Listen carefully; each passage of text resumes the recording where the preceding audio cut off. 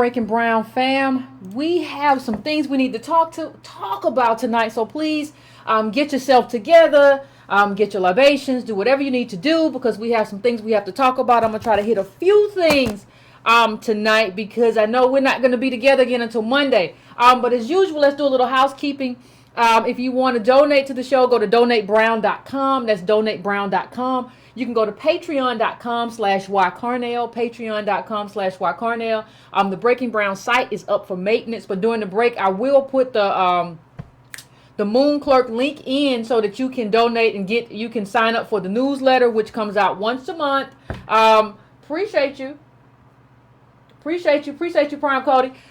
So we can do all of that. So we go to subscribe to brown.com also, which does not cost any money. But I'm just trying to get people who subscribe and who like what happens here and want to be a part of that on my news list, so I have access to you without having to go through a third party. That would be great. So hey everybody, what's going on, Rain? What's going on, Mike? What's going on, everybody in the chat? What's going on, Aaron, Glenn? What's up, everybody? You're not late. We just got started. So what I want to bring up first of all, I actually think it would be kind of a dereliction to kind of not bring up what happened earlier today. I think most of you already know.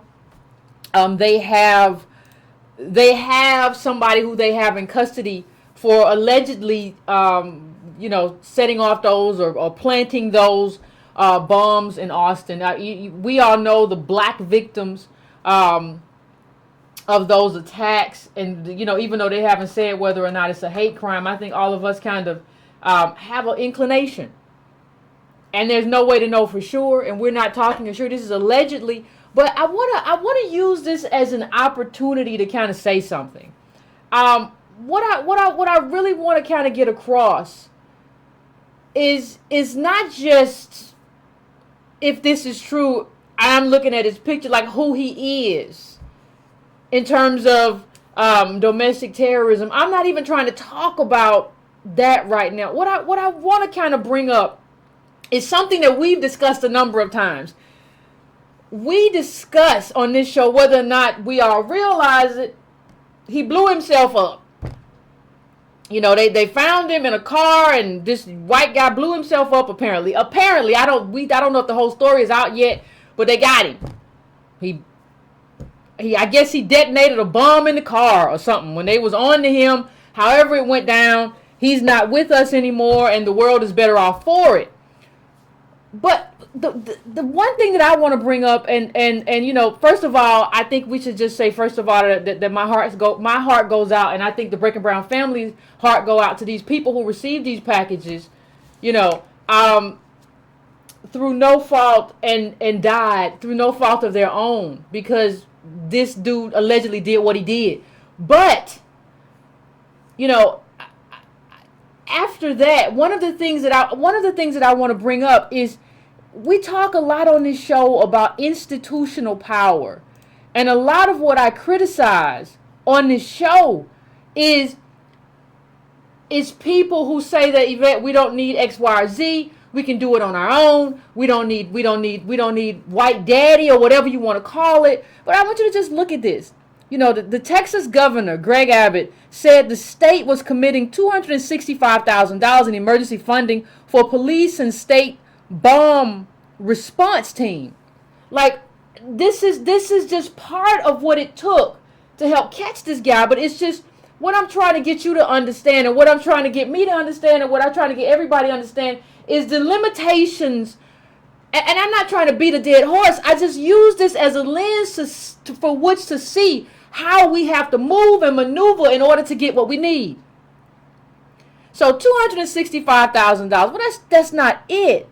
They went through. You have like this technology forensic team that went through like the Google search history, right? That was one part of what happened.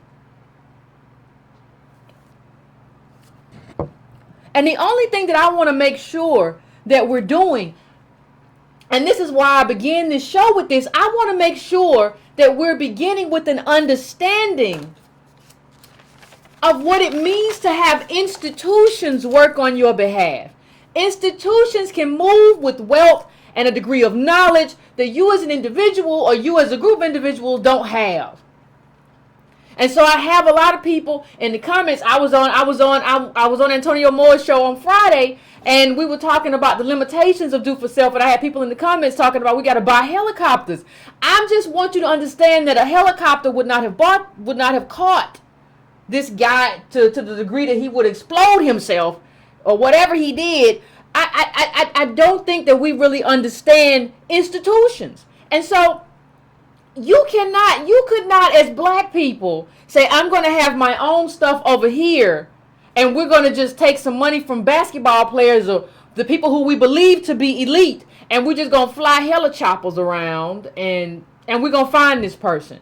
That's not how you find these people. Like there was a guy from ATF or whatever on TV. He was on CNN, MSNBC. I can't remember what I was watching, but he was talking about how they had like a blueprint for every kind of bomb.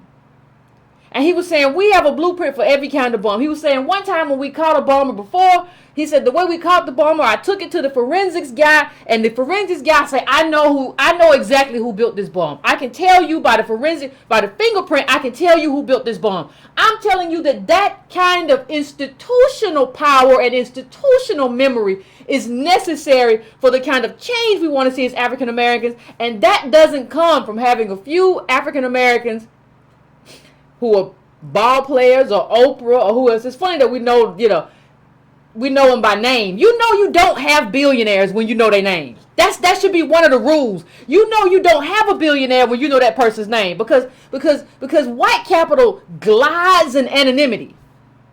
For every Jeff Bezos you know, it's 100 more that you've never heard of. 1,000 multi-millionaire white people that you've never heard of. More than that. So what I'm telling you, what I really want to just start to show off as we talk about this, I just want to talk about not just the fact that my heart goes out to these people, not just the fact that of what happened and ending this thing. I want to talk about the need for institutional power and how you are cheating yourself if you are not demanding institutional power in a country that you built with free labor that became the richest country in the world. You need institutional power to act on your behalf. It needs to act on my behalf. And I just wanted to begin with that because I don't think we talk enough about how we cannot replace.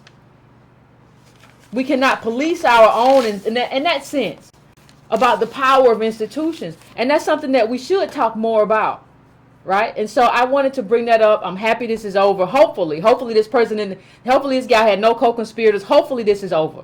Hopefully Austin and Texas, all of it can just breathe a sigh of relief, hopefully. So what I want to go to next is the topic for today. We bring it out of something somber and go to something more somber. Not more somber, but still like, what happened to us? Like we come out, like that's the thing about, like people say, Yvette, you're being negative. I'm not being negative. I'm just telling, like this stuff just happened to black people. You got somebody sending bombs, and then we got to go have another conversation about the limitations of black wealth and everything that comes with it. That's not me doing this. That is just life. Like saying that I'm negative is just like saying, well, it's a tornado coming. Well, you're just being negative. No, I'm just reading like the meteorology report. I'm just telling you what the weatherman said. Us reading the data is just basically telling you what the weatherman said or what the weatherman is saying. So for those of you who weren't here on Monday, in case you had something better to do, I don't know what that might be. What could you have better to do? So I just want to put this up real quick as a reminder. And I put the link up in the last video. And I pinned it to the top of the YouTube page because I said I would. I didn't do it that night. I forgot. But I got up the next morning and did it. And it's an income distribution of all black households. Right? This is what this is. So for those of you who weren't here, please just take a quick look at that for me. And just get yourself get the understanding that you need. These are like your cliff notes.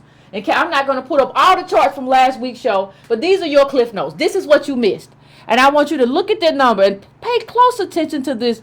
In this range You look at the range, and so like it's 0.73 for 162 to 187. Then you have to add in 0.34 if you're including everybody from 187 to 212, and you keep adding in as you go higher in the income range. What you see is that even if you add all of them up in the bottom, right, to get to everybody from 162 all the way to 382 or whatever, 362, what you see is just like kind of like 1 point something percent. So what the case I made last week was that we have like 300,000, I think, millionaires. Like, and the millionaires we have aren't like, they're weak millionaires.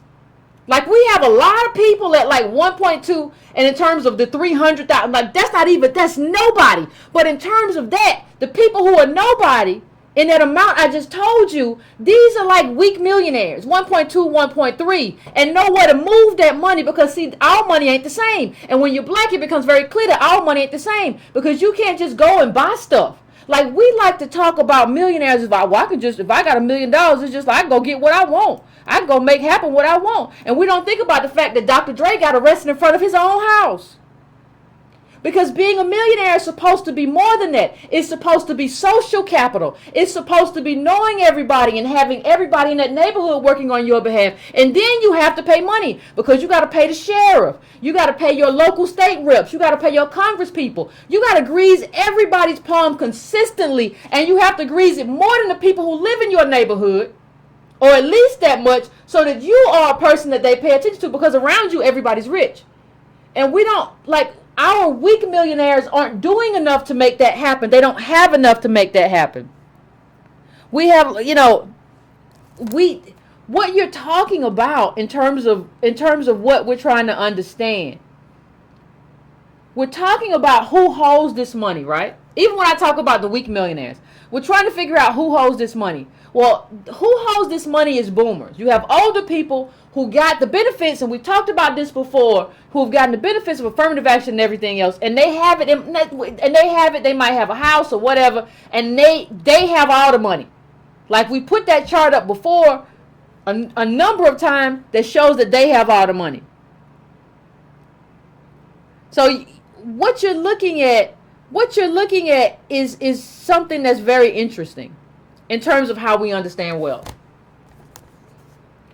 It's very interesting in a way that I don't think that we understand, because what we've been told for a very long time, and let me just say, one of the things that I say, and one of the things that I'm honest about, I'm very honest about the fact that I used to say black elite too.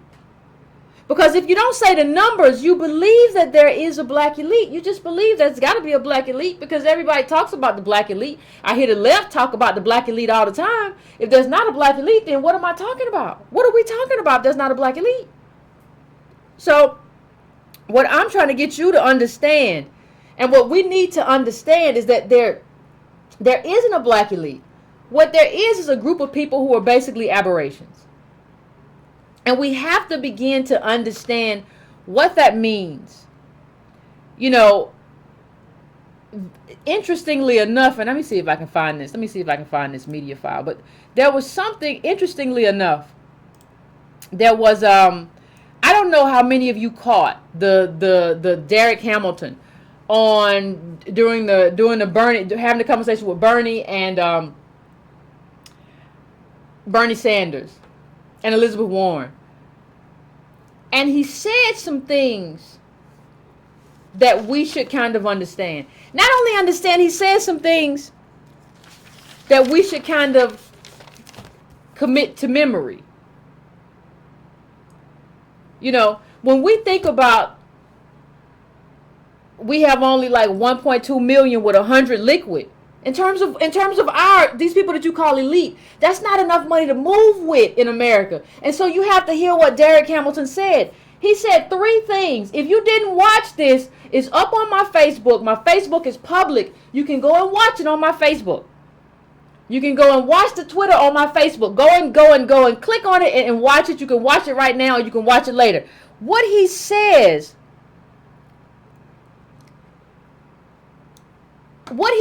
makes everything that we believe about black life a lie. He says, number one, He says wealth gives you choice, freedom, and agency. Wealth gives you choice, freedom, and agency. That's number one. Understand, we have a lot of people running around right now behaving like they have choice, freedom, and agency, and they don't have it because you don't have wealth. Number two, race is a bigger predictor of class, position than class itself. We already know that white poverty and black poverty are different. If you don't know it, Google white poverty, black poverty, Washington Post. There's a great article which breaks it down in terms of charts. They're two very different things in terms of the numbers that those two groups have access to. Black poor is not white poor. That's why it doesn't make sense when you come in the comments and say white people are poor too. When you come in the comments as a white person and say, well, I had a can of beans last night. Yeah, you're a white person in a class system where even the poorest of white people have 3,000 and the poorest of black people are negative. You don't understand that. As the white person in my comments, and worse for me, the black people who come into my comments and troll don't understand that either. So that's number two. Number three, he said there's virtually never been a black middle class when you look at wealth. There has not been a, think about what that means. That means everything you think you know about your life, everything that you think you're aspiring to. Listen, the study that we did, I criticized the study last week because it was basing itself on a millionaire class that doesn't exist. But when you look at the fact that those black boys go to jail,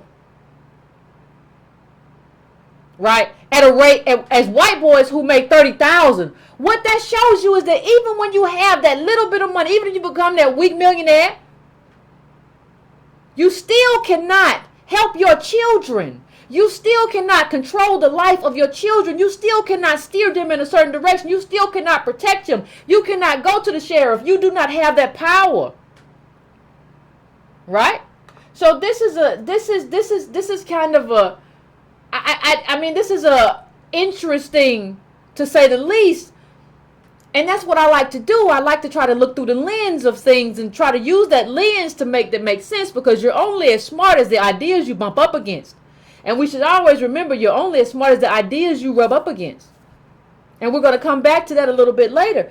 But what this says is that we've kind of been taught like this lie. Like, we've been taught that like there is a middle class and there is a rich and all these things exist, and if I work hard and do for self, I can have these things for myself. And that's just not the case. That's just not the, I mean, that's just, it doesn't exist. It doesn't exist in any way that matters. And what's happening is that in terms of, like, let me bring this income chart up. For those of you who weren't there, look at this. Just look at it. This is income distribution, all black households, 2010 to 2012. And understand that by now this chart is worse. And we brought this chart up last week, but I want you to understand. I really want you to understand this chart, get to know this chart, and anybody who tells you, well, Yvette Carnell is wrong, there really are a bunch of black millionaires, we really do have black money, I want you to show them this chart. I want you to show them this chart. It's just basic. Show this to them so that they can understand what you understand. Because what has to happen is that like somebody said in the comments, Tonio Williams, thank you, data visualization. You have to, otherwise people just think you're talking.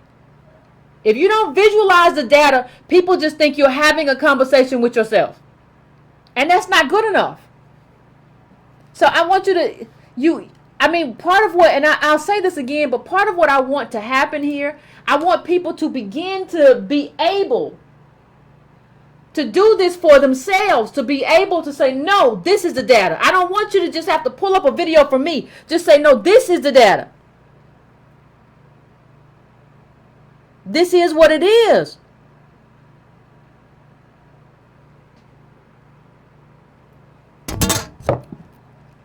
And there's another chart up that I have, but I think it's on my Twitter account. And I'm gonna see if I can pull that up. But what we have to understand is that we have been basically played. It just is what it is. And there's nothing you can do about it. And there's nothing you can do right now. The first thing you have to do, like when people ask about solutions, the first thing you have to do is understand. See, people want to say to me, well, Yvette, I don't understand anything, but I want a solution. I don't really get what you're saying, but I want a solution. Let's move on. What we have is a system where we have functionaries and aberrations. We don't have a black elite. We just saw the data. So we don't have a black elite. So what we have to talk about is who do we have? And how did we get tricked into believing we had a black elite? We have functionaries and aberrations. Well, Yvette, what's the difference between a functionary and an aberration? I don't understand. Look, this is how the Congressional Black Caucus went to war with itself over Wall Street. I don't know if you all remember this. And Maxine Waters was on the right side of this. She was fighting against a lot of CBC members who were doing the bidding of Wall Street behind black channels. They were doing the bidding of Wall Street behind black channels, helping Wall Street out, getting laws passed that helped Wall Street but hurt their communities, their constituencies. Now, part of this has to do with the fact that everything is bought and paid for. That's income inequality. Income inequality says that your trillionaires and billionaires and multimillionaires can afford to pay off their Congress people, but regular millionaires can't. Remember what Peter Thiel, the billionaire, said? He said single-digit millionaires don't have enough money to have a voice in the court system.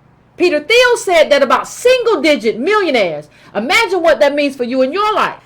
So you had a war within the Congressional Black Caucus where a lot of these people were fighting for Wall Street, and people like Maxine Waters were fighting for like the regular people. Now, I'm not saying that makes Maxine a saint or whatever. We can debate that, but she's been on the right side of a lot of issues. That's what we're talking about. That's what we're talking about. So here's what that means. These are the people who Maxine was fighting with are functionaries. These are functionaries of white capital. Understand that just because they got elected and they're members of the Congressional Black Caucus doesn't mean anything. They're still functionaries of white capital. Half of those people were doing the bidding of white capital, right? Okay, let's take it a step further. Now we can talk about aberrations. So now we get into the category of Jay-Z and Rick Ross. These are our aberrations. Well, Yvette, why you hating on Jay-Z again? That don't make no sense. You know one of the funniest things? A lot of y'all don't have any problem saying the most awful stuff about me in the comments. I mean, the most awful stuff I've ever heard. And it don't matter to me. I don't care because I don't require your validation. What you say about me is meaningless. I probably laugh more about it than you do because I know what's wrong with you right here. But anything Jay-Z says is gold. Now I want you to think about something. And I'm going to tell you something. But at the end of what I tell you, I want you to come back to what I just told you. My degree is in political science. That's my degree. I worked on the Hill. I don't talk about it because I don't need to. And I didn't stop learning after I left. I still read. I still watch the video. I still read the articles or whatever. You will go and watch somebody who hasn't done any of that, who came from the projects and dropped out of high school, and think that person knows more about politics than me. And I'm going to show you methodically why that's a problem. And what we believe about Jay-Z and how we see ourselves through the prism of Jay-Z and how even Rick Ross saw himself through the prism of Jay-Z, so much so that he remade himself into a degenerate. That is the problem. Now, hold on. Some of you are already saying, well, Yvette, why are you calling these people degenerates? Like, I don't understand why you're saying that. That is so mean of you. Some of you who have called me worse will say, well, Yvette, why would you say such a thing? I am not saying that Jay-Z made himself into a degenerate or that anybody did that. What I'm telling you is that capital, do I need to say white capital? Because all capital is white. I'm telling you that through redlining and the government and everything, they created a degenerate. Is Jay-Z without Marcy Projects? I don't think so. And who created Marcy? Who created the projects that created Jay-Z? The government did. If you haven't read The Color of Law, then you don't understand this, but The Color of Law explains exactly how the ghettos were created, and that is what gave birth to Jay-Z and the need to do what he did to order to find what he found. I am not criticizing what he came from, because I understand that our government and white capital created what he came from. I totally understand that. And I totally have sympathy for that. More sympathy than most of you will probably know. I have sympathy for where he came from. I have sympathy for what created him. I do have sympathy for that. But let me just bring, I'm trying to find something. Let me just bring up something. And I don't know why people don't think I have sympathy for that. I totally have sympathy for where Jay-Z came from, because I understand what created him. I totally understand what created the man who became Jay-Z. I understand it. It's clear to me. But here's what I'm saying. What I'm saying is that capital did a masterful job. That's what I'm saying. What I'm saying is that capital made a decision. Right? Capital made a decision, and they did a masterful job at making that decision. What they did was this, and I mean, before, I really want you to follow me. Because I know some people, when I talk about these people, they get in their feelings. Please don't get in your feelings. Please just take the time and try to pay a little bit of attention. I don't want you to get in your feelings. I don't want you to feel like I'm attacking you. I'm not talking about what Jay-Z did right now. I'm talking about what capital did. So capital didn't give us capital, didn't give us access to capital in terms of jobs, in terms of business. Capital knew the door was shut. So you say to yourself, well, what do you do when you know the door is shut? Well, capital decided, first of all, we're going to house these people in prisons.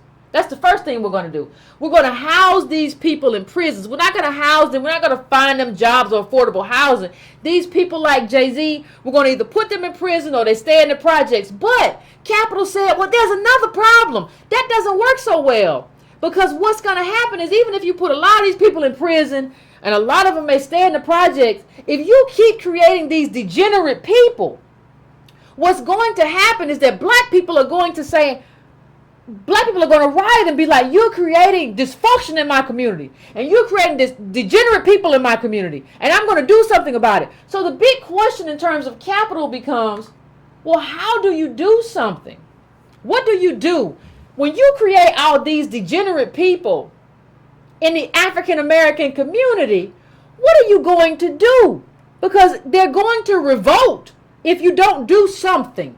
If you don't do something, these people are going to be upset. So how are you going to deal with the level of dysfunction this is white capital talking, that we are creating in their community? And here's the answer they came up with.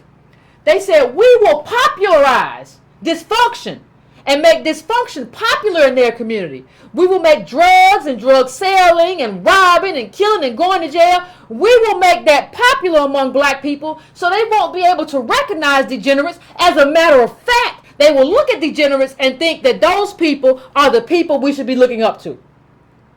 And that, ladies and gentlemen, is why you have Jay-Z being interviewed in a New York Times magazine and not somebody who understands politics. It just is what it is, and there is nothing that I can do about it. There's nothing that I can do about what is right now, especially if my people don't understand what is. What am I going to do? Because we don't even understand what is. We don't understand what brought us here. We don't understand how we got here, and I'm trying to see if I can find this image. But I don't think, how many of you all remember when Jay-Z was interviewed by the New York Times? And he said a lot of stuff that doesn't make any sense. He said a lot of things and so you realize, and see, let me just say something. The same thing happened. The same thing that happened with how we popularized that same thing happened with immigration, right? So I say the reason I take the tack on immigration is that immigration doesn't impact the people who created the problem. The people who created the problem are the people who, these are the people who control American foreign policy. These are the people who created NAFTA and destroyed whole communities and upended people in Mexico, wars in Iraq. That's Syria. That's what created this. But see what they do. And the reason that I say that I don't like it is because what these people do, and like I said, they're masterful at it. What they do is they say this. They say they want to bring in a group of poor people. Well, I say that my people are poor, African Americans. We don't need, the last thing we need is more poor people to be competition. But these people don't care because these people are not competing with them. These people are great in terms of nannies or whatever they need. They're not competing with them. And so the people who created all this destabilization in all these different countries, they don't have to eat it. They don't have to eat any of it. They don't have to suffer the consequence of any of it. They bring it in here to be a consequence for us. That's what they do. And so they're not impacted.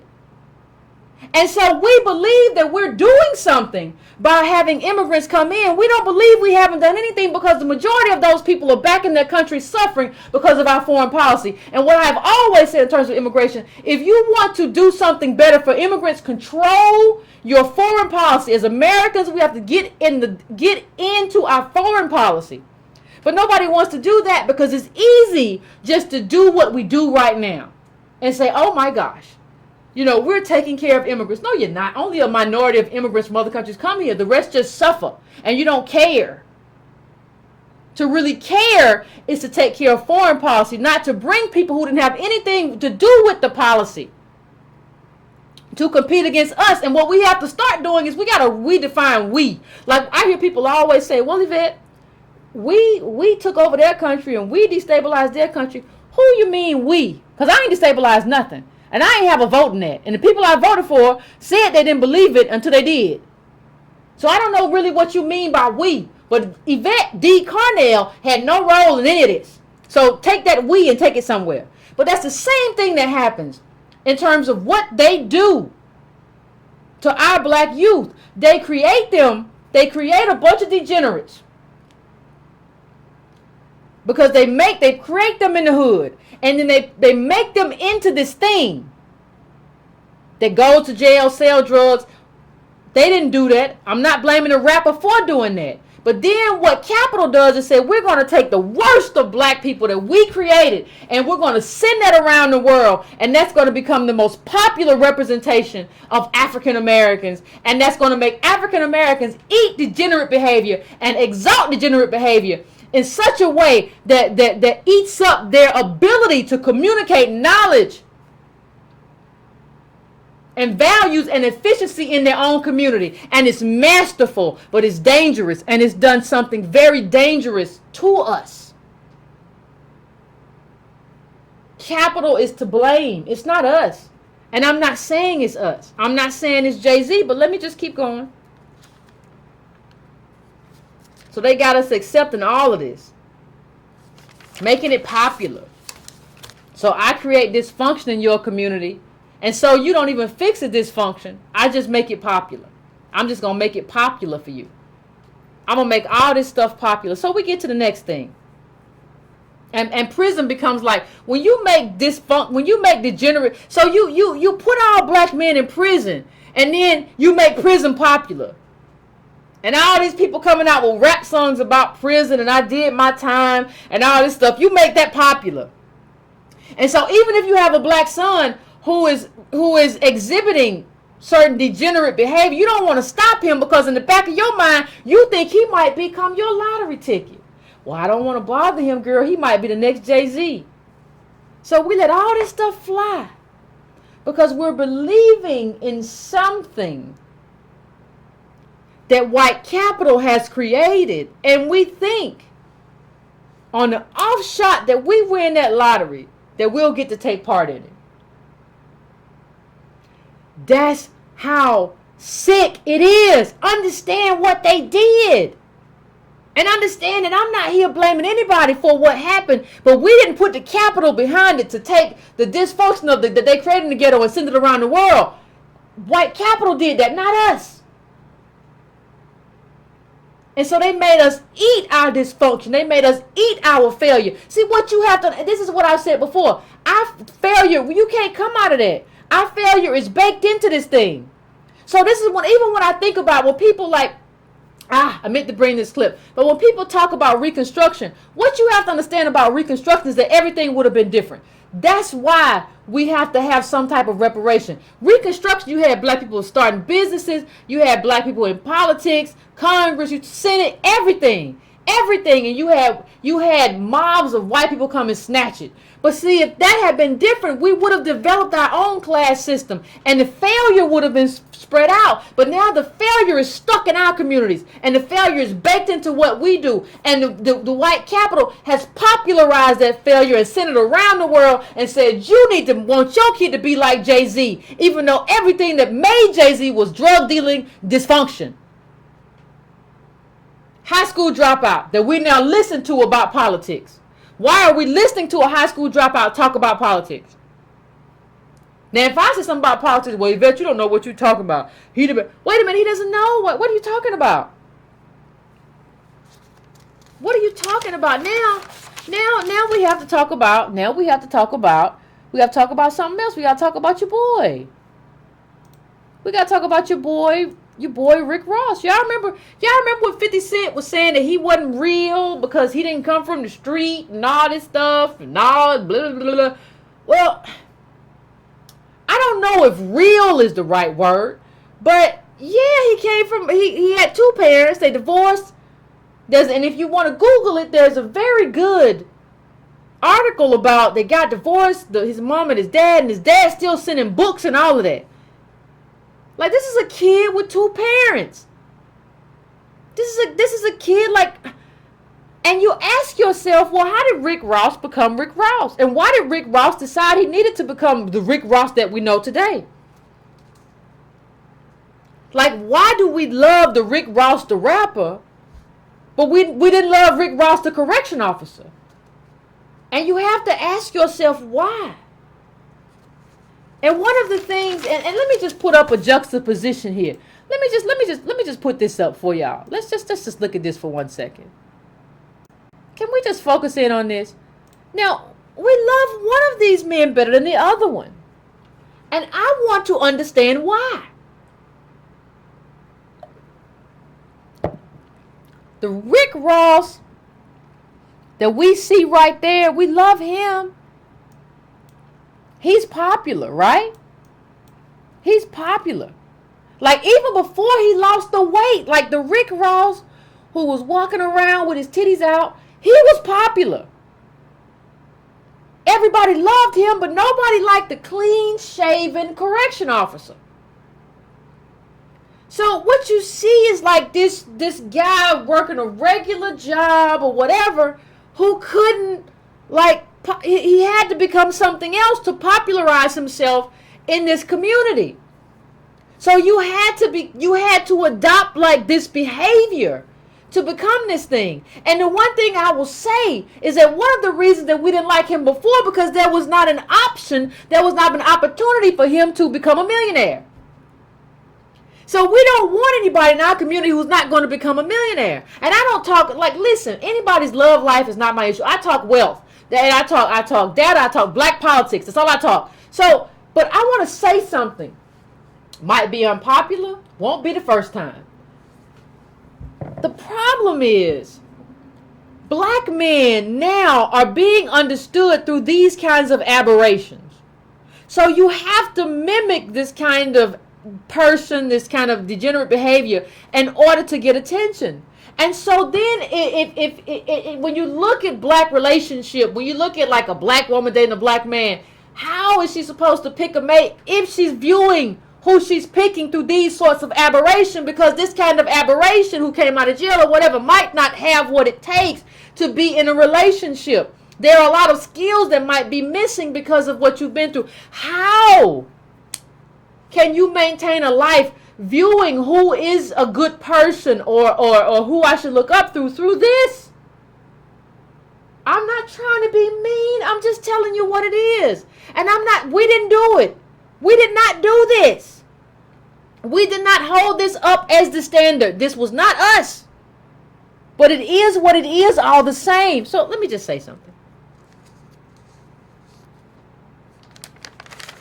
Everybody has to set a certain standard. Like a generation ago, Jay-Z, Rick Ross, or whatever was not the standard. And somebody else gave us our standard. Jay-Z came from what he came from. And the white people, like white institutions created Marcy Projects. And that is what it is. And I don't fault anybody from having come from there because I know that they didn't create it. I know that we didn't, African Americans did not create the projects. We would like to have lived differently. But what I'm telling you is that you cannot live your life through an aberration. That's what I'm trying to tell you. There's a consequence. There is a consequence. And people say, well, Yvette, I don't understand what the consequence is. I don't understand what you're talking about. There is a consequence to having Jay-Z be the person. I've said this. To having Jay-Z be the person that gets to talk about politics with the New York Times. There is a consequence to having Jay-Z be the person on Van Jones' show to talk about to talk about black politics. The problem is that we don't let these people too just stay in some kind of hip-hop era with music. They get to go here and they get exalted. Right? And to be able to do something and speak about something that they don't understand. And we don't know enough because as a group, we don't even believe that you need the characteristics or you need to read or watch the videos or read the articles. So Jay-Z don't know enough to know that he don't understand. And we don't know enough to tell Jay-Z that he don't understand. So it's just a lot of recklessness in our community right now because don't nobody want to tell nobody they don't understand. I don't want to be critical, but y'all will be critical in my comments all day. But you don't want to be critical of Jay-Z. You don't want to be critical of Rick Ross. He's a boss. Right? So you'll tell me that the high school dropout knows more about... ask him, here's one thing I'll say. When you come up against these people, why don't you ever talk about the last thing you read? Why don't you ever tell me, I was reading Thomas Piketty the other day, and blah, blah, blah, blah. I need you to tell me what you're getting. Because like I said earlier in the show, you're only as smart as the ideas you bump up against. You can bump up against them in YouTube videos. Because you don't even need, I want people to read, but you don't even need to read like you read in the past. Thomas Piketty has a bunch of interviews on YouTube. So tell me about that. Tell me about your articles. Tell me about the book. You just getting up here talking. But if I got up here talking and never mentioned any books or articles, I'll be like, Yvette just talking. She just clapping her gums. She don't know what she's talking about, but she don't have anything to say about him. And so here's the issue. So when I talked about Jay-Z going on CNN in the interview with New York Times, also remember something else. Do y'all remember when Obama brought Rick Ross and all these rapper types to the White House? Do y'all remember that? Rick Ross got to go to the White House, and apparently the big deal was his ankle bracelet went off or something like that. So he gets to go and talk about policies and politics, and nobody in the black community says, hold up, wait a minute. What are you doing? What are you doing? You're inviting somebody that you know doesn't know enough to add to this conversation in a policy manner that is beneficial to the black community. You, Obama, are full of BS. This is a trick because you know the people that you're inviting don't know enough. You know the people that you're inviting don't know enough to help the African American community. And that's why you're doing it. This was the interview, if y'all want to look it up. This was the interview where Rick Ross actually talked about the fact that about having a mother and a father who cared for him and all that. This is the interview where he had that conversation. And so you don't have to believe me. I don't want you to like. Well, I don't know. That's just your hearsay. It's on TV One. You can go look it up. This is not what you think it is, and I don't know how to make that any clearer to anybody. Like, I don't know how to make it clearer to you where we are in terms of who knows enough to be having this conversation. Now we're gonna go to the end of this. You know, Jay-Z said in an interview with the New York Times, if you want to watch it, go Google it. New York Times interview Jay-Z. And Jay-Z said something like, well, we have to be holding us to have a responsibility for our actions. The last thing we need is that. Like, the thing is, and that's just one part of the commentary. The last thing we need is to be holding ourselves. We're not here because we didn't hold ourselves to a responsibility. But that's just one of the things that he says, which kind of gives life to the fact, you know, that he wasn't, you know, who he was. So the reason people are like, well, Yvette, why aren't you in the room? Why aren't you and Antonio in the room? Because y'all let them be in the room. How could we be in the room? Y'all let them be in the room. Y'all thought it was cool. I remember the articles. Y'all thought it was cool that Rick Ross was, at the White House. Y'all think it's cool that Jay-Z is talking to the New York Times. How? Everybody needs to stay in their lane. Y'all letting these people meander through all kinds of lanes like little kids on big wheels. Everybody's in everybody's lane. So how? How are we going to have a serious conversation? Because these people don't know enough and it's easy to maneuver around them. So I don't understand what you mean. So listen, let's go to this. One of the things I've started hearing a lot, I started hearing people say a lot, is for the culture. I'm doing it for the culture.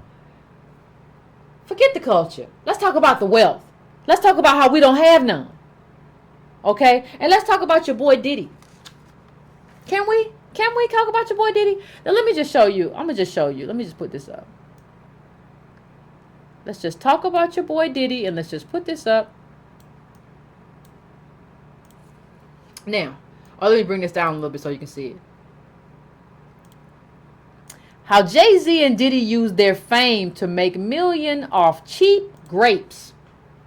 Cheap grapes. Did you know there was such a thing? There's a grape called like Trebbiano or something. It's a cheap grape, and apparently it's made for table wine. But Jay-Z used it in one of his like what do you call those things? Cognacs, and Diddy used it in Ciroc. And what they said is very, very interesting. It's very, very interesting.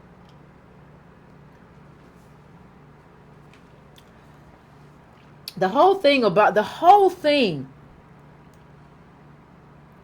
how Jay-Z, and let me just bring this up bigger. So y'all will let these people go to the White House and all sorts of things. Like, I'm finna bring this up in the corner, but y'all let these people go. Y'all let these people go to the White House. Like, Jay-Z gets to go to the... See, nobody's going to ever invite me and Antonio to the White House because I'll scream at Obama. I don't care. Secret Service can walk me out. You ain't nothing. You ain't never been nothing, and you ain't doing nothing for us.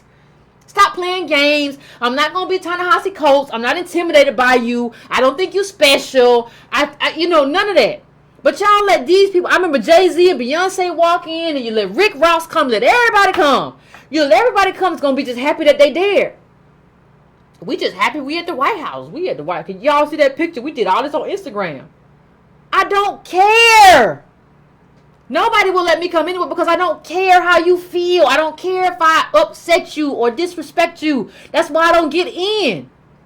So you look at this thing, and let me just about these freaking grapes.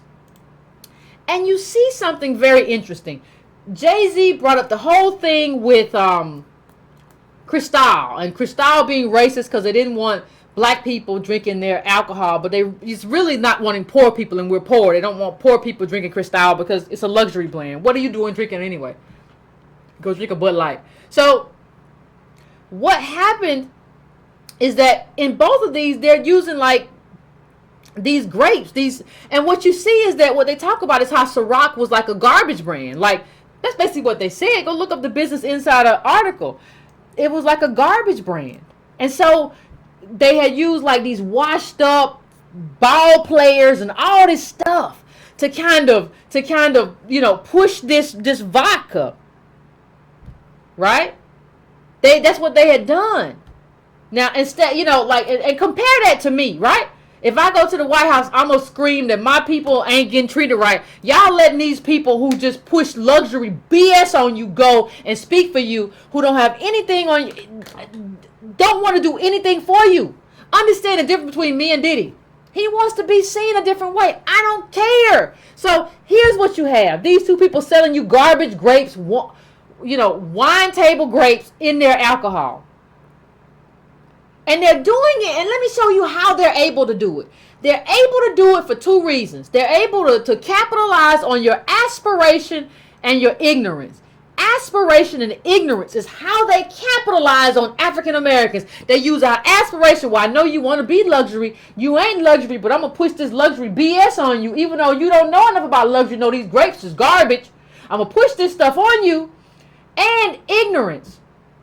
Right? So they're using those two things to push those two things on us, and we don't know the difference. So we go by Ciroc, and we say, well, at least it's Diddy's. Listen, it's supposed to. The only reason people in the past, this racial collectiveness where we bought stuff for other black people, is because that stuff was coming back. Ain't none of Diddy's coming back to you. It's not coming back to you. And so, given our wealth status, it just kind of blows my mind. First of all, that we're buying these cheap grapes. Like I'm astonished. Like that we're going and buying Ace of Spades or Ciroc. And Diddy took Ciroc from number 50 on the vodka, on the best selling brands of vodka, to number 2. And you know how he did that? Mostly because of us. We don't know the difference. I'm gonna support a black man, and he capitalizes off of that. And what is he giving back? So, one of the things that I want you to think about, and one of the things that I want everybody to understand is I'm going to this. I don't know if you all remember this, but it was said a while ago, so I understand if you didn't remember. But there was a video where Damon Dash's brother said something that I found very instructive. He said, he was talking about why Jay-Z split from Dame. And I don't know, but to me, this made perfect sense. Regardless of, I don't care about these people enough to care about who came down where and who is where. I don't care. So he said the reason Jay-Z had to let go of Dame and everybody else was that he needed to be like Diddy. Being like Diddy meant the only reason Diddy was like Diddy was because there was nobody eating off Diddy's plate but him. He said that Jay-Z needed to be, and this is like 2009 if you want to go look it up. He said that Jay-Z, in order to be like Diddy, he needed to stop people from eating off his plate. Understand, like he said, in order for Jay-Z to make the Forbes list like Diddy, he needed to stop other black people from eating off his plate. Understand how detrimental that is for our community. We are celebrating people on the Forbes list when the only way they get on the Forbes list is by not feeding other people. I'm going to eat it. I'm going to have it all and eat it all in such a way that makes me get successful, but you starve. You have to understand what that means. You have to understand what that means for our communities. You have to understand that we have never, people keep telling me, well, Yvette, why do you believe in politics? Because every right that we have right now, the reason you are watching this computer, watching your laptop, watching your phone, watching your desktop, the reason that you have these rights that you have today, they were all won as part of a black struggle. That's what happened. They were not won as part of a do-for-self movement. You have to understand that.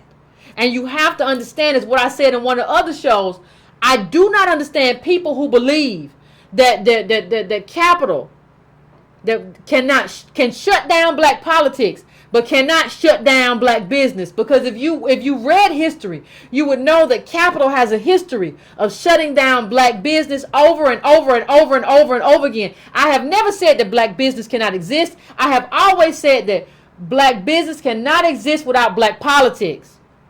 It cannot.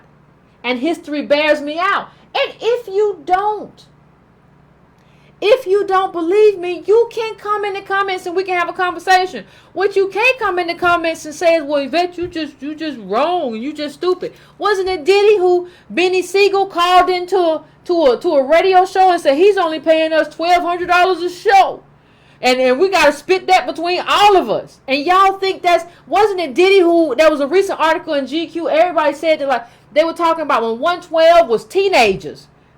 Diddy left them out in the snow and said, I'll see y'all later. And their response was, well, we wasn't gonna fit in the bins, no way. Y'all were in high school and he left y'all there and that's a good thing? Like, how is that? Like, how are we accepting these awful traits in people as good traits, as good people? How do we not know what makes a good person? That's basic. So I know you all have a lot to say, and I'm gonna try to get to the comments. So I'm gonna bring this up. I'm gonna try to bring this up right now so we can get to the comments and have the conversation that we need to have.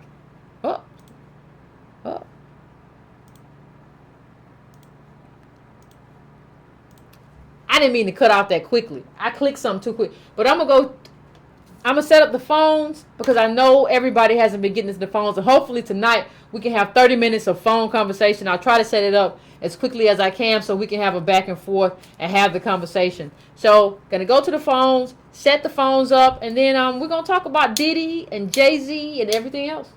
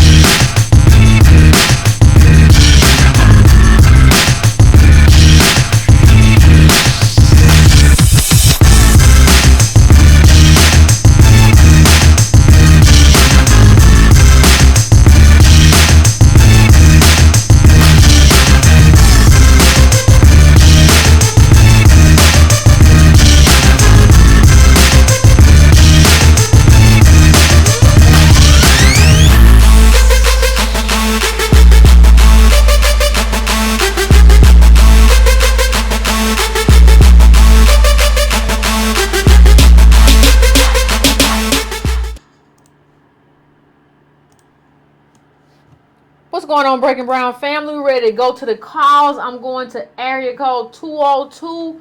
202, I'm coming to you right now. What's your name? Where you calling from? Hey. Oh, Alexander. They've been looking for you. They've been asking me what happened to Alexander.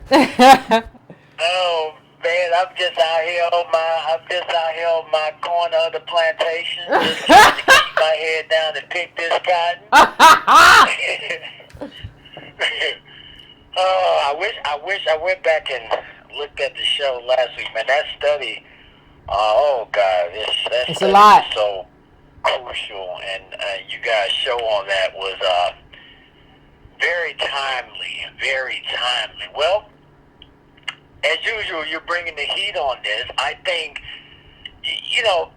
there is a problem in this society where we give business folk too much credit. People who have achieved a modicum of wealth or money, or whatever you want to call it. Mm-hmm. We give them a little too much credit in this society.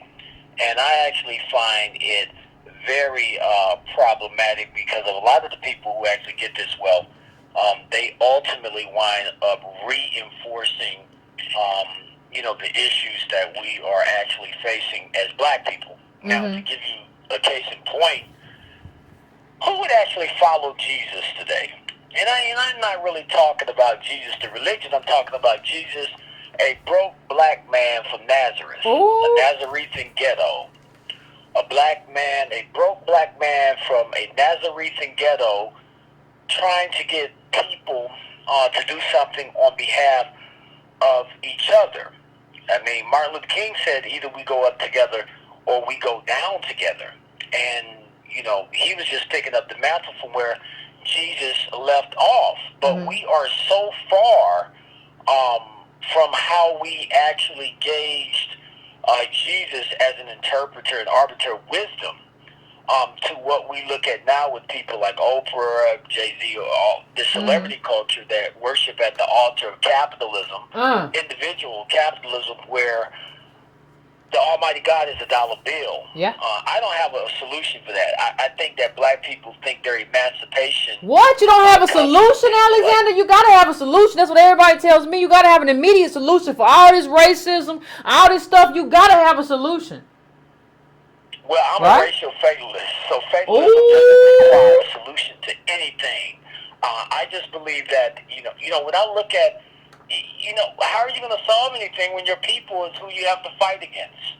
Oh. You can't, I said it before, you can't, you can't get to the point of fighting white people because you've got to go up against your people. I mean, I think about stuff intuitively. I mean, I look at these videos, whether it's Jay-Z, Diddy, and people like Floyd Mayweather, and you look at all this materialism they peddle, and then you look at all of this stuff that, they're peddling. I remember one time looking at the Floyd Mayweather video, and you go through, and every item in the video is made by a white person. So it's almost like the message that is being communicated is the whole purpose of you making money in this society is to give it back to white people.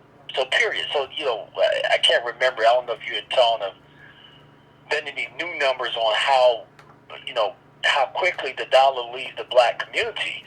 But I don't believe we really. Well, there's no real good data on. There's no real good. Well, see, there's no black community, and that's why there's no real good data on that because, like, there is no black community in terms of like we have black institutions and people don't even. We have the black church. We have HBCUs. We have other stuff, but there's like we don't like Kroger's and Publix are my stores, so you can't even speak about it in terms of like having real having real.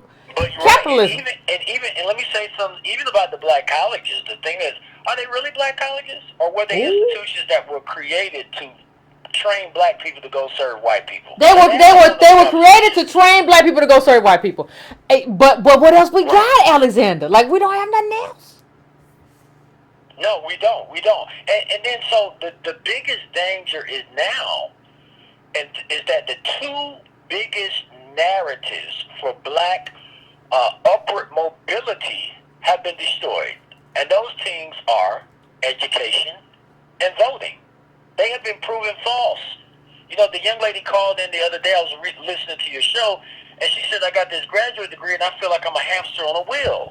You know, so she got student loans.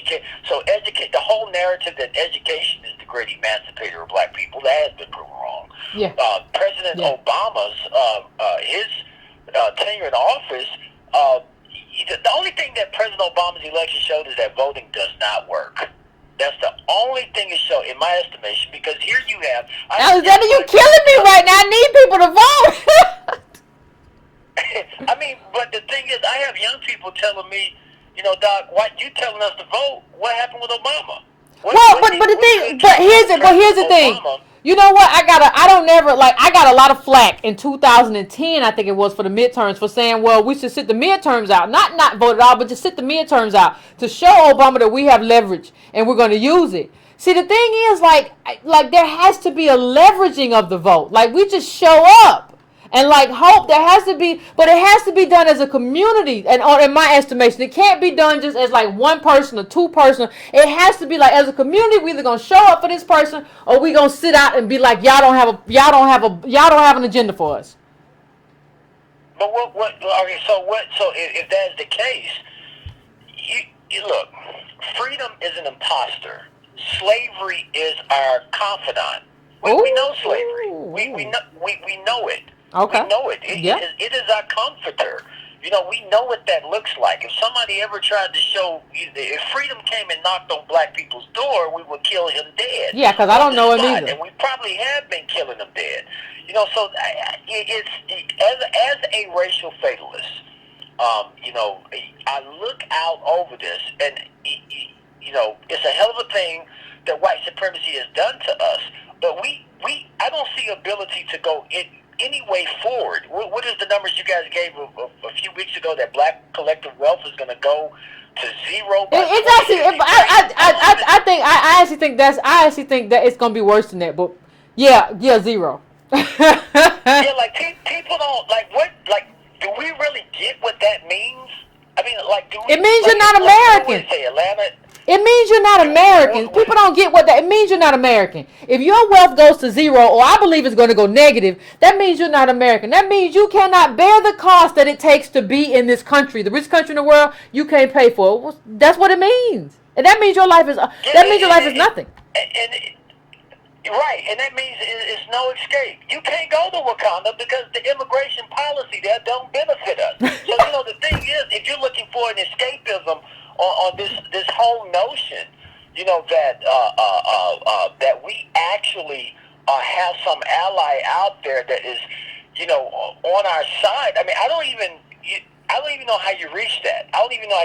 And it's going to get to a point where no one is going to be able to pretend anymore. Atlanta as the home, I think it was you or somebody else who said, the $30,000 millionaire where every black person got a bend that stretched their credit cards out to the limit, living a lie. Like, that stuff is about to go out the window. And once you take off, you know, it's the over. costume. Oh, it's over. It's about to be worse than over. Like, what I point people to.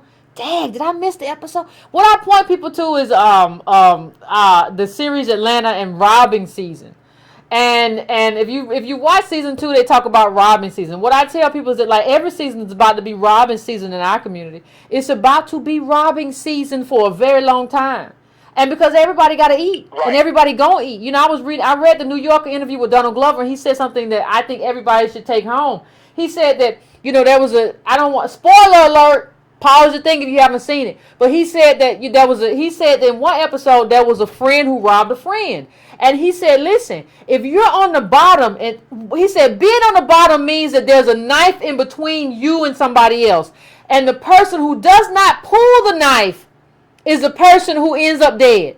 So that is that. I thought that was the best summation of what it means to be on the bottom. That's what it means. Ain't no choice of whether or not to get the knife. So what you really want is not to be on the bottom. But we don't have the politics And like you said, Alexander, we keep having to fight each other. We don't have the politics to move and be like, I ain't with you. I ain't with you. I'm with this tribe right here, and we going up here. We don't. We haven't showed the ability to do that.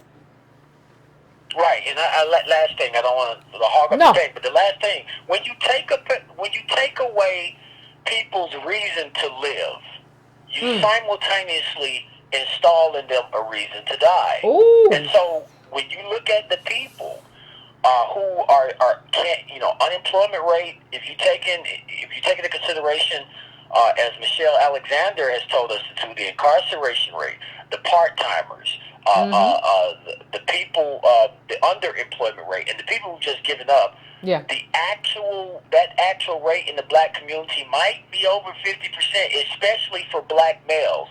That is very dangerous because especially taking prison. You gotta take into account prisons. Yeah. Like you said, the incarceration. Yeah. The incarceration rate. So the probation. The thing is that once you take away all the pretending, you take away all that stuff, and so now crime is more of a determinant on whether I live. That's very dangerous. You really get reduced to a refugee situation. Yeah, you really get reduced to a situation where people kick in your door. Like we see these home invasions around the Atlanta metropolitan area. You get to and these people, and they're vicious. They're vicious now, and that's what you get to. That is the consequence. Well, wherever you do, Yvette, keep moving. Keep putting these shows out. That's the only thing that we can do. You know, I've heard stories of people drowning.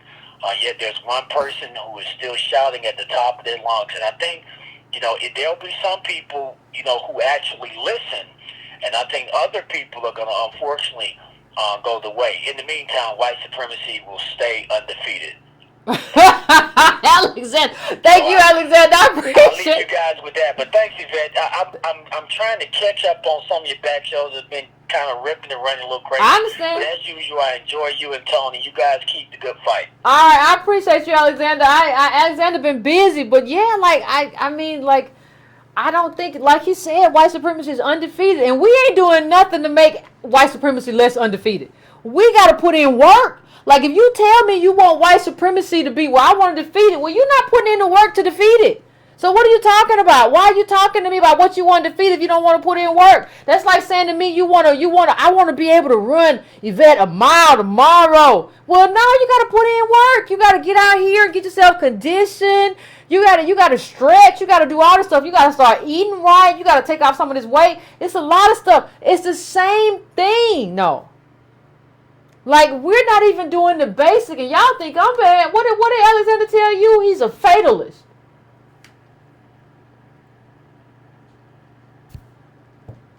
I've met, somebody said, what if Alexander's Obama? I've met Alexander, he's not Obama. but I mean, it is what it is, and everybody got Robin season. That's all I got to say. I mean, if you haven't seen that episode, check it out. So, I mean, I'm going to 210 now. 210, tell me what's your name and where you calling from. Hey, what's going on, Yvette? What's up? This is Greg. I'm calling from San Antonio, Texas. Okay. Yeah. Hey, I just wanted to chime in, really not only about the episode or the podcast you did prior, but also this one, talking about Diddy and your boy Ross. Mm-hmm. Just a quick backstory. I worked at Merrill Lynch, worked there 8 years. They got bought out by Bank of America. Now I'm at the Carlyle Group. Okay. And it's a weird dynamic when we talk about, the white guys you see coming up, or the young white men who have the wealth, who are coming up in the industry, and they matched them or paired them with the African American kids, and came to this conclusion that obviously, the African American kids didn't stay rich.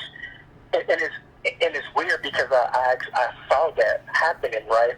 I saw these young guys out here in California, and even some from New York, who had the ability to couple up with other guys and, go in and get a, $3, $4, $5 million fund, just based off of who you went to school with or who your dad is. Yeah. And just the proximity to wealth that they were able to, attain that we were not able to attain. Sitting through those meetings, going through conference calls, meeting clients, I rarely saw African Americans within that circle. And for me, it's kind of like, it's like a flashback with all this data that's coming out. And you talk about Professor Diddy, and I follow his work, and Professor Hamilton, the economist. I mean, those guys are spot on. And being in that industry, you sort of, I'm not going to say I felt like a sellout. I mean, I was getting a really good salary. I was, living my dream. But I always felt like I was kind of keeping a secret when I would hear people say, hey, let's start a business. Let's do an LLC. Let's get together. And I'm like, dude, you don't possess the wealth to do this. You don't understand what it takes to do this. Yeah. No. You just have paperwork. You just pay $300 and you got a paperwork, but you don't have a business. Yeah. You don't have a customer. You don't have a base. You don't have any infrastructure. I mean, you name it, and I would look at these guys. I mean, they would go get $5 million to start a Bluetooth business to compete with, because private equity would put money in these small businesses in hopes of grabbing market share, doing things of that manner. Uh-huh. And I was like, how on earth are we going to compete with that? You're just not. You're just not. And it's frustrating. Yeah. Right. And just to get on the thing about Diddy and Ross, it's just like, I've never been to any real engagement where they sold alcohol. I've never seen Ciroc in circles with white people. Let me just say it like that. They don't drink it. No. No one even pays attention to that brand.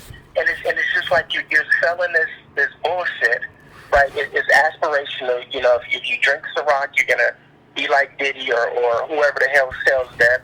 Or if you drink the Ace of Spades, you're gonna be like Nelly, and we buy into that. Well, break it down, Carla. Well, break it down. What they're really saying is that it's for black people. It's just for people who don't know no better. Like, what they're really saying is that, like, we're not going to sell this garbage to white people. White people know. He going to be on this to try to sell this garbage brand to you. And he don't care. But you're going to exalt him like he did something special for you and your community. There you go. I was trying to say it a different way, but I appreciate you. Call a spade a spade. Putting it where the ghost can get it, right? We're putting it down where it was at, but that's really what it is. And I don't participate in their music. I think Jay-Z is a buffoon personally. I don't fault him for being where he came from because he didn't create where he came from. He didn't create the Marcy Project. He didn't create that for himself. Yeah. But he is benefiting it and not really looking back and kind of understanding where he's at and who he's selling this music to and who's listening to him. White boys aren't paying Jay-Z any attention. They're not aspiring to be Jay-Z. They couldn't care less. Yeah. That's not their life. You're talking to our people, and we're looking at you as the one who made it, and that means something to us, and you're really fucking over us because you're not paying attention to that and giving anything back. I mean, the same thing with Diddy.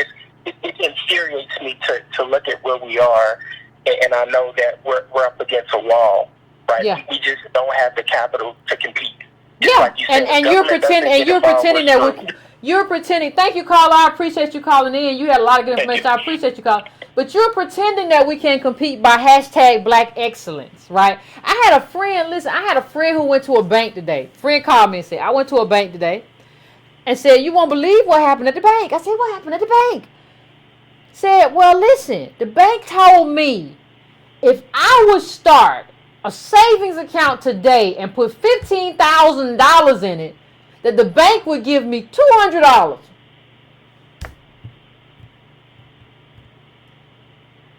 You didn't hear me. The bank said if I put in $15,000, they're going to give me $200.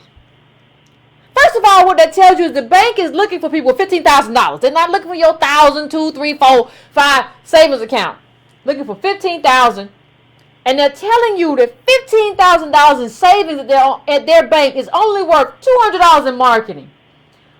What does that say for people who a year ago, when I started doing this show, were worth $1,700, it's worth less than that now, probably about $1,400 after you take out depreciable goods. What does that tell you about what capital thinks about you and me? I'm just asking. That is where we are.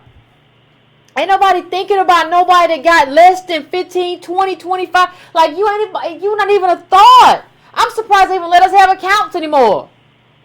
Like, you have to understand. It is so, this game is so deep. I'm going to 662. 662. What's your name and where you calling from? What's wrong with my thing, man? Wow, this is Teresa. I'm calling from Mississippi. Hey, Teresa. How's Mississippi? Hey, now, I've been into...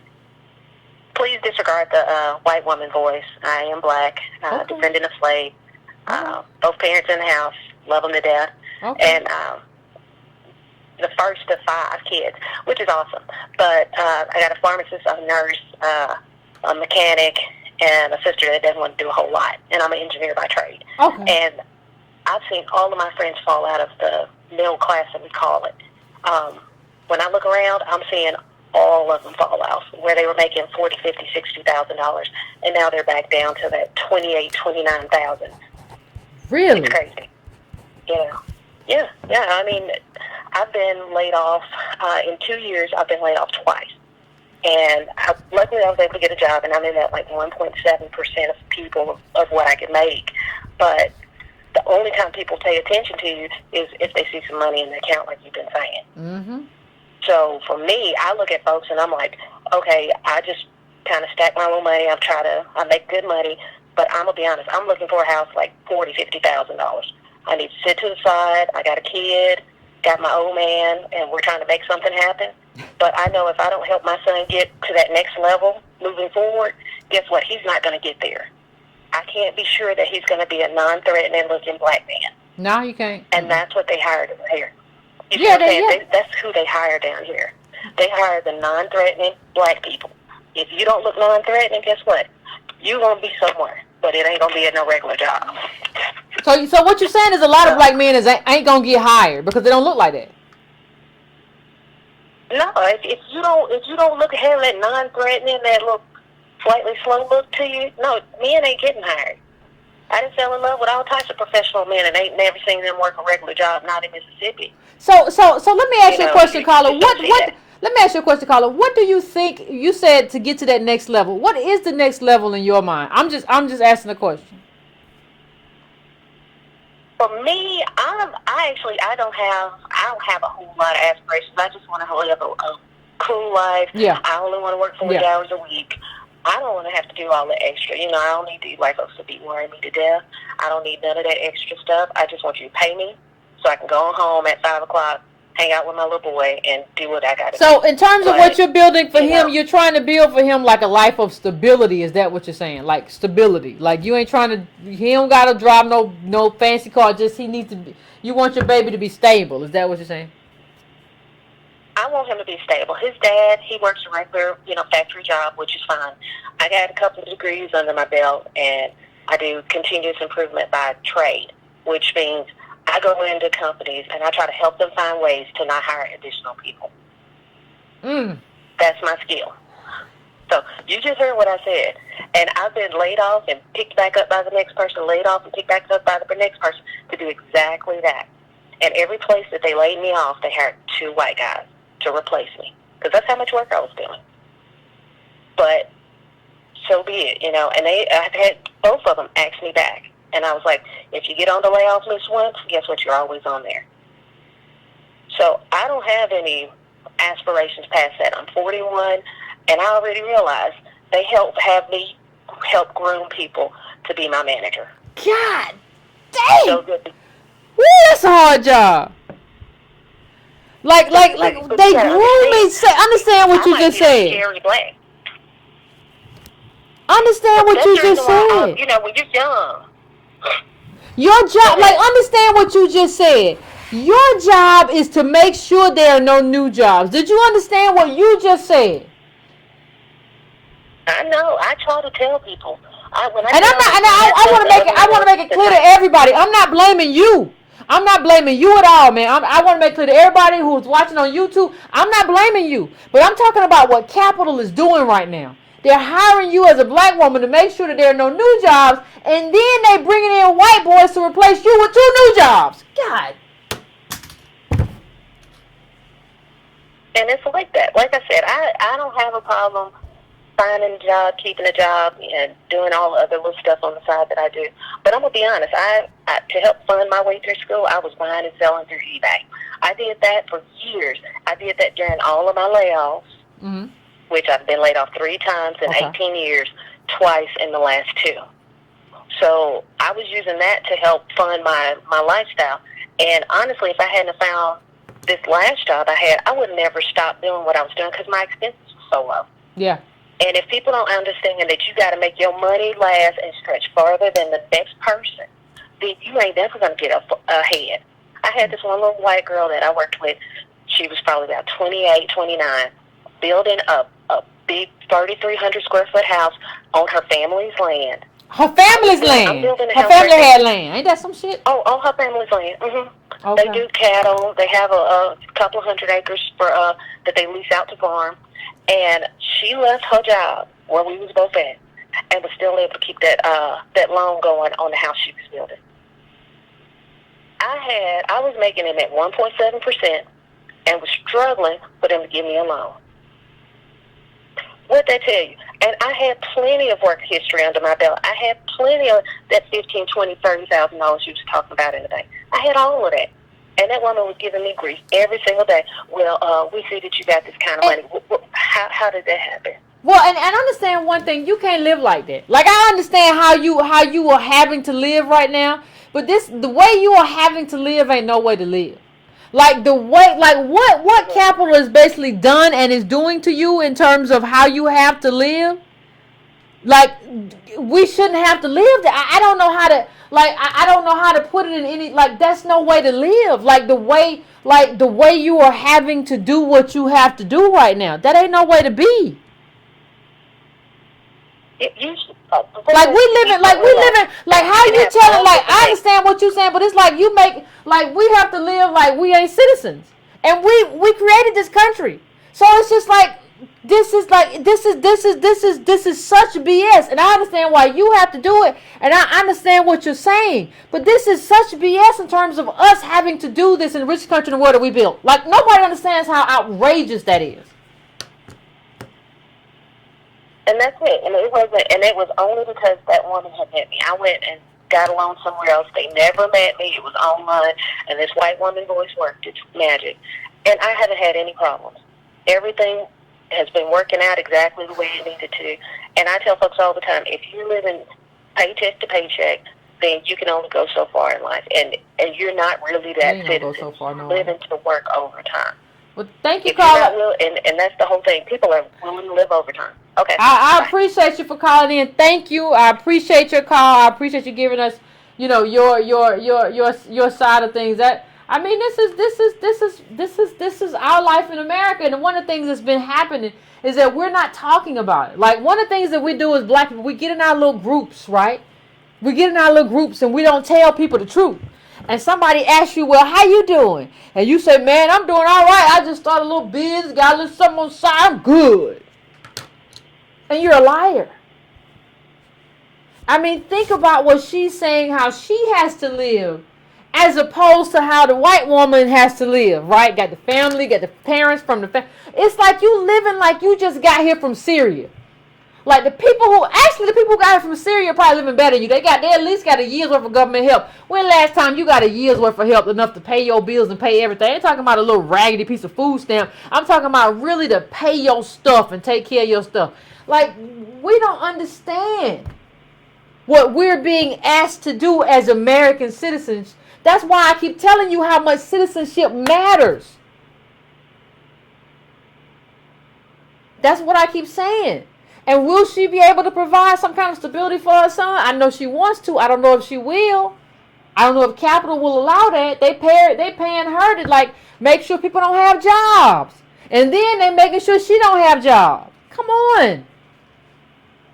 So I'm going to the next call. I am going to 206. 206, what's your name and where you calling from? Hey, I'm calling from Oregon. This is 42. Hey, what's going on? You're hard to reach. But I'm in. What's on your mind? How goes it? Pretty good. Well, I wanted to talk about just 2 things. and just get some feedback on it. Okay. Because I heard about you, and I heard about I'd say 90% of people that are really popular on YouTube that are talking about issues that are specific to people classified as black. Okay. And I heard about them because I was studying to write something. So I'm studying ancient history. That takes you to Egypt. Egypt takes you to the conscious community, and boom, boom, boom. So while I'm studying ancient history to the present, I'm looking at it like, well, okay, there's been a huge power shift. Melanated people had it going on for a while, and it shifted. So how can I take what I'm learning from the past and shift it back?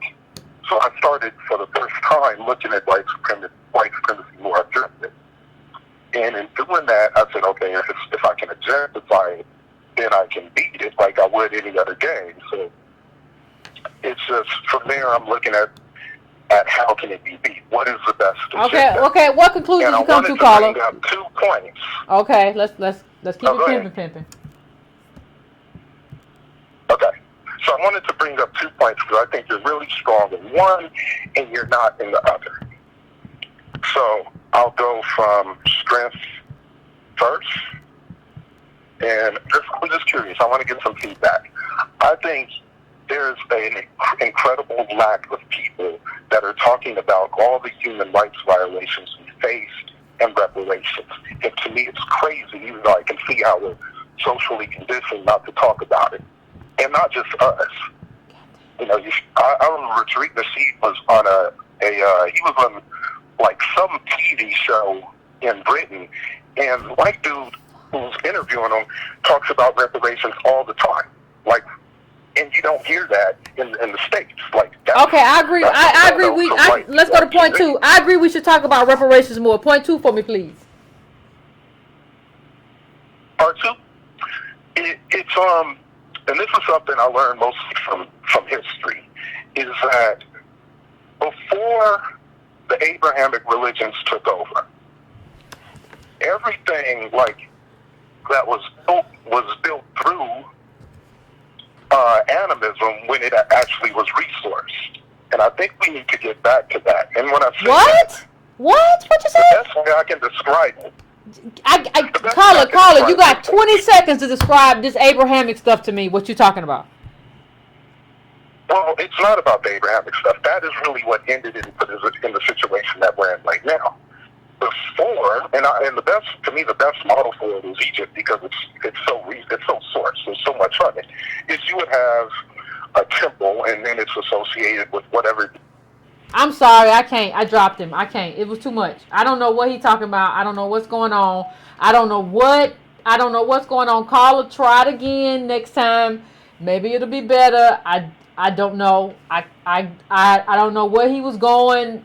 We got too many people who are not concise, and they can't go where they going and just go there. Just have your bullet points. Just I don't understand. Oh, man. You can't be concise in terms of what you're talking about. Just boom, boom. You said you got 2 points. Boom, boom. Knock them out. It's people on the line. Be respectful. Jeez. 661. What's your name? Where you calling from? Please be concise. Please. We call it from LA County. Hey, baby, what's going on? You got it. Loving your show. I don't agree with nobody 100% because I think if I do, I'll be kissing behind it. I don't do that. Point 1. Reparations. It's a no-no. It's in our amendment and our Constitution, Amendment 14 and 4. And anybody that tells you that we got reparations, read the Constitution. Okay. Okay. Government is our big problem. State, local, and federal. And open up your Facebook page, accept friends, okay? Do that. And we were sold a bit of goods. I am a baby boomer. Okay. My grandparents were sold a bit of goods. I was sold a bit of goods. My parents were sold a bit of goods. We were told that if we get educated, we can do this. So my mother was the first and only of her family to graduate from high school. Then comes me. college, okay, we would sell a bit of crap, okay, Okay. it's all in the Constitution, where we're not going to succeed in this government. We need a revolution. That's what we need. One more thing. No, wait, hold on. You said, how old are you? Okay, I'm here. How old are you? I'm almost 62. Hold on. You telling me that we need 12 years old. Huh? Listen. What? Okay. I've been fighting segregation since the age of 12. Yeah, Okay, but so, here's the thing I don't understand. I don't understand this about people who call for revolution. It depends on if you're talking about a real revolution, you're gonna have to be able to grow food and run and fight, and you're 62. Yeah. And we've done this in the past. But at the same token, it's gonna be a big change. We already on a losing battle. We can't win. The Constitution was made by rich, prejudiced white men who we still use the Constitution to govern our country. And there's no way we're going to win. Wait a minute, do you think you're going to win as a 62-year-old on the revolutionary battlefield? Oh, I'm going to be gone. But I'm here. You think you're going to be dead, so you're going to lead a revolution for us. Yeah, we're going to have to do it. I'm going to be dead by that time. All right. Well, all right, caller. I appreciate you calling in. I've got to get to the other calls. There's a lot of people who can't survive in the revolution who tell us to do revolution. You can't plant a seed. I don't know if y'all want meat. I don't really eat much meat, but you can't slit a throat of an animal. You can't do a lot of stuff, but you calling for revolution. Then when I say you're gonna be it, well, I'm gonna be dead. What you get to talk about revolution for? You should have did revolution while you was alive. Oh, Jesus. 410, I'm coming to you. What's your name? Where you calling from? Hello. What's going on? Cut down your computer in the background. The good work is Sean Bird from Columbia, Maryland. Thank you. How you doing? What's on your mind?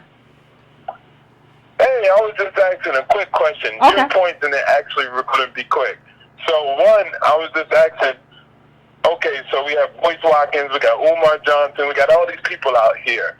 Do you think that it could be something where you guys just come together and talk? I'm not saying that one's right and one's wrong. I appreciate the work you guys do in Tone Talks, but it seems like, you've seen all the mayhem go on, and it's constantly like something that happened in the past. So you think you guys will ever get together? But it's not like something that, like, when you talk about me and Boyce, it's not something that happened in the past. Like, his whole philosophy doesn't work. Like, it's a philosophy that isn't anchored in any kind of data, any kind of understanding of the black wealth position or how failure is baked in. Yeah. His whole thing is baked into his own imagination and his own insecurities in terms of how he feels that he should be and how he should present. I just don't see how somebody like me can come together with something. I've been with Boyce. Like, I tried to talk to Boyce. I did all that. Yeah. Like, what I feel when I'm talking to you, I tried that and it didn't work. So now I'm here. Yeah, got that. Okay, no doubt. I just wanted to ask that, just to see what you were going to talk about and how you feel about that. But other than that, man, y'all do great work. I always watch it. It's funny, but it's serious at the same time. So keep up the great work, and I'll let everybody else get through in the call. I appreciate you, bro. Have a good day. Have a good night. I appreciate you. I'm going to 240. What is your name and where you calling from?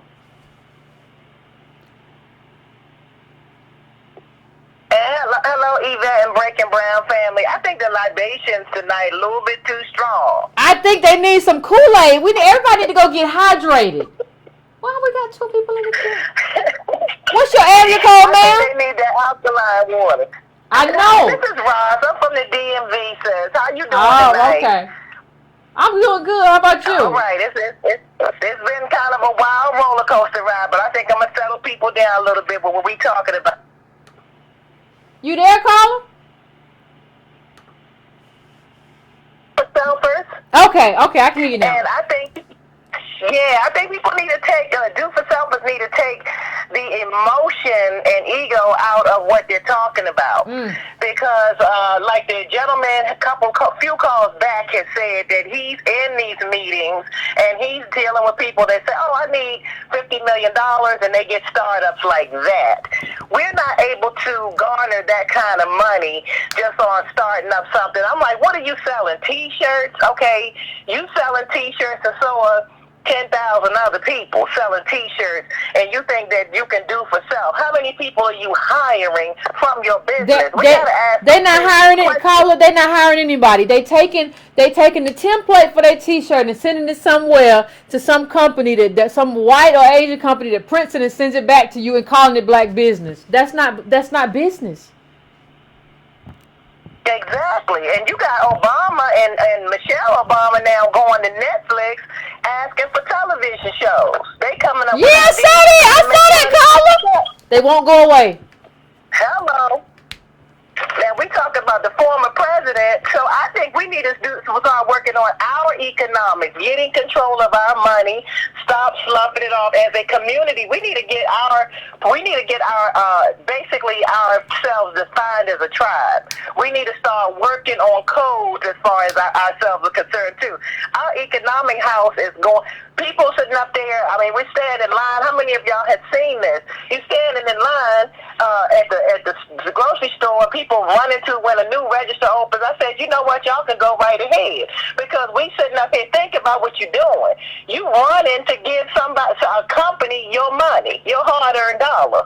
Why are you running to giving it? They were like, you know what, I never thought of it that way. They just running to get out the store sooner. I run too because I can't stand lines. They just running to get out the Kroger or Publix or Ralph sooner than everybody.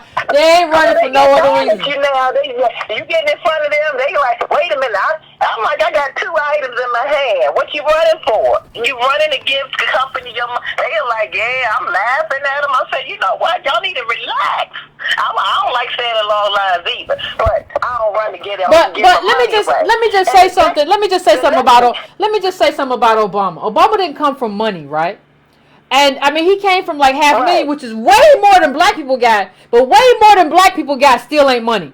And that's what we have. That's the frame in which we have to understand ourselves. Way more than we got still ain't money. So Obama's running around right now trying to get money. He's a scavenger. That's what happens when you have a black man who didn't retire with money, who didn't come from money, in the richest country in the world. He gonna run around and try to get everything. I'm gonna get a book deal. I'm gonna do this. I'm gonna do speeches. I'm gonna do that. Like, he's kind of a worthless guy, man. And he's running around just trying to get whatever he can get because he don't come from nothing. He ain't nothing. He know he ain't nothing. And he didn't fight for us to be something. So we don't really have, or we shouldn't have, that kind of allegiance to him. He knows he ain't gonna never fight. He just wants to be a part of this Silicon Valley crowd and say, I have money too. And so that's what you see when you see him running to Netflix and running everywhere. That's what he is. That's what he's a broke president. He's a broke ex-president. Good luck. In the context, not broke in terms of what he inherited, but broke in the context of what the money that the white people that he loves to hang around, he's broke in the context of them. And he can't stand it. But go ahead, Kyle. I'll let you finish up. My last thing on elite, where we consider elite. Look at what Steve Harvey has. He has about 7 shows on television and radio, and he's constantly and none of his information is deep. It's very surface. And when he starts getting a little deep up, he pulls out of that and let's laugh. Let's put a joke or a game or something silly. And I noticed that the morning talk radio stations are the same way. Yeah, a bunch of We goofballs. demanding more, especially for these black-owned radio talk show hosts that on drive time. We need to start demanding that they get deep. They start talking about something of significance, because they're doing nothing but just capitalizing off of this. Oh, did you see what Remy Ma, whoever's hat? Rick Ross. Yeah, no, I agree, Carl. Thank you, Carl. I appreciate you. I'm gonna let you go so I can get to like one more call before I hang up. But like, you're right. Like, the problem is, though, they don't know how to get deep. Like, so, and how you gonna get deep? Like, you don't have the context for getting deep. So what you gonna be like? Well, did you hear? Did you hear what so-and-so said about so-and-so? They went off. That's how you get Charlemagne. Like, that's how you get him. That's how you get this silliness, is because they don't know how to get deep. And like maybe you ain't deep, right? And so you don't demand deep. You don't demand the kind of conversations about politics and stuff. You demand somebody to say, just get out and vote on Tuesday. And none of the other stuff that goes with getting out and vote in terms of discussion about politics and all that. You're not demanding any of that. So I agree that's something that we need to talk about. 443, I'm coming to you. 443, what's your name? Where you calling from? 443, you there? 443? 443 must have dropped. Anyway, I'm going to 845. 845, what's your name and where you calling from? Hello, it's Rich from New York. What's going on, Rich? Not much. I have a story to tell you. I'm going to be as quick as I can. Okay. And it's relating to everything you're talking about today. I have one friend that I managed to explain everything you're trying to say, everything that I've learned from watching your show. And it was remarkable. We don't talk anymore. But I was explaining all the books that I've read. Okay. And he was getting very angry. And he cut me off and he said, so what's the solution? So I told him, I said, lions eat zebras. What's the solution? And while he was stunned, I said, now, all lions are white. All white people ain't lions, but all lions are white. Yeah. All black people are zebras. And lions want zebras to eat zebra too, and they put them out front so that we don't notice we're still being eaten. He ain't gonna never talk to you no more. Yep, haven't talked to him since. Nah, because like understand, like here's the thing you have to understand. Like we've given people small solutions to work up to a big solution. But you have to do the small thing first. But understand something. When somebody asks you what's the solution, what you know is that you're dealing with the moron. Like, because what they're basically asking you to do, okay, in this conversation, can you fix 400 plus years of discrimination? Can you fix slavery? Can you fix everything that happened to Reconstruction? I want you to fix all of this in one conversation. And when you say that, what you're revealing to me is that you're a slow person. And you're a very aspirational person. There's nothing I can do about that. But when you say that, I understand very clearly who you are and what your intellectual limitations are. It just is what it is. So I appreciate you calling in, caller. But yeah, your friend don't understand who eats who and how it goes down, and I don't know if there's anything you can do about that. So I'm going to probably my last call, 404. What's your name? Where you calling from? Hey, what's up, Yvette? What's going on? Sportsman calling. Back to the day I nothing like cook food. Check this out. I heard the last caller, and you know what we found out? You What's winning. that? I see boys running around with Claude Anderson, so we know you win. The other thing is, to the point about this black elite, I'm going to stay on topic because I know you got to go. But this black elite thing, from what I'm seeing here, I was thinking about it because I was watching the Cosby Show today. Okay. The one where they had Vanessa's boyfriend on the show when she got married to that guy. Yeah. And we talk about that Declan Veil that they show us. The point is this.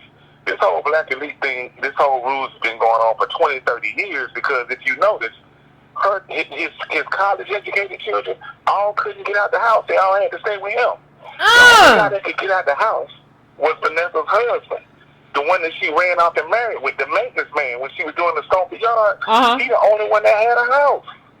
And that's the point I was making. But I just want to let you go. No, I appreciate you. Doing a good job and all that good stuff. Thank you, bro. I appreciate you. I appreciate you. Black elite thing, it doesn't exist. Black elite doesn't really exist. And it didn't on the Cosby Show either. No, it didn't. It don't exist. The black elite don't exist.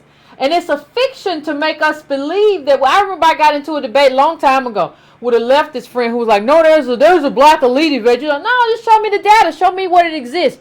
Black functionaries and who function on behalf of white capital are very different than people who are members of the black elite. Just show me. And I'm a person who, I don't have any problem with being wrong. If you can show me that I'm wrong, I'll be like, okay. Well, I guess you're right and I guess I'm wrong. I guess I understood that all wrong. I get you. But you can't show me, like, when you look at the wealth data, you cannot show me an elite class of us. So I'm gonna take one last call in. Let me go to 206. 206, what's your name? Where you calling from? 206, what's your name? Where you calling from? This is I'm calling from Seattle. Thank you very much for taking my call. No problem. You know what? Most of all these black elites, to me, all they are is just spokesmen. P. Diddy, he don't own Revolt solely. He don't own Ciroc solely. You got Jay-Z, same way. They own the pieces of like a small part. This even on Oprah. So if that is black elite, we got a lot of issues. And I think what it is, we don't know what black excellence is, and that's why people love that Black Panther movie, because we are striving for black excellence, and we really don't know what it looks like in a black face. So that's why I'm gonna name drop this dude. Tyreek Nasheed. I used to be a fan of him, but I started listening and all this stuff that didn't make no sense, and especially the people he lined himself up with. I'm not gonna get too detailed, but I feel that you're just pimping the black community for your own gain. You're not really benefiting them. I feel like anytime someone have a strong conversation, probably like even with you, they can debate it. They go to name calling and everything else because they don't want to address the problem that you have. And I love your show because people might disagree with you. Sometimes I disagree 2% of the 98% things you say. But you will have to say, okay, let me have a conversation with you. And I respect that, and I love your show. And anybody that attacks you, it shows how small and idiotic they are. So thank you very much for having my call, and I'll hear your comments off there. Thank you, Carl. I appreciate you. Listen, I've had debates with people at the grocery store. I've had debates with people who recognize me at the gas station. I've had debates with people who recognize me while I'm out running. I've had debates with people who, like anybody who has ever encountered me in public knows that I don't have a problem with having a debate. Like at least probably 40% of the people who I encounter who recognize me, hey, I know you from YouTube, they don't agree with me. Like at least 100%. They might agree with 40 or 50 or 60, but they have problems. And we'll have that debate in person right there. So I'm not a person, first of all, I'm not a person who hides. And second of all, I'm not a person who has a problem having that conversation and having that debate with people who want to have that debate. That's just not who I am. And so I think we have to do that as a community going forward. We have to have that conversation. We have to be willing to have those debates. And when you win, you win. And when you lose, you lose. And that just is what it is. So I want to thank everybody for calling in tonight. We're about at the end of the show at an hour and 54. And I want to thank everybody. Please, please, please, please, please, please. You can go to donatebrown.com to donate. Patreon.com/ycarnell. If you want to subscribe to the newsletter, I put the newsletter link in the chat. So if you want to do that, you can do that as well. Subscribe to brown.com. Doesn't cost any money. It's just you adding yourself to my mailing list so that I can find you if need be, and we can contact each other in case something goes down. Nobody ever knows. There's no way to ever know. So I appreciate it, and I'm going to let everybody go, and we're going to have this conversation, and let the conversation continue in the chat. You know, let this conversation continue so we can continue to have this conversation. And that's how we figure stuff out, by continuing to have the political conversation. I want to say thank you, Breaking Brown family. I love you. Y'all are wonderful. And we're going to continue to do this, no matter who likes it and who don't like it. It is what it is.